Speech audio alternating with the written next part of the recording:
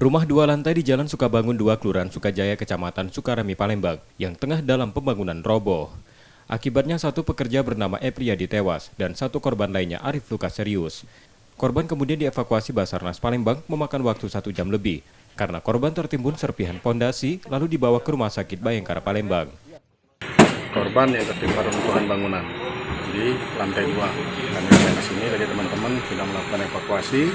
Korban ada 2, 1 selamat, yang 2 meninggal. Sudah kita evakuasi dalam kondisi meninggal dunia.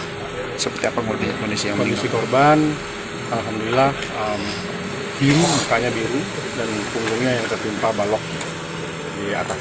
Untuk kronologis kejadian itu mereka sedang bekerja di lantai 2, mau masang atap, tiba-tiba tebing layarnya itu rubuh.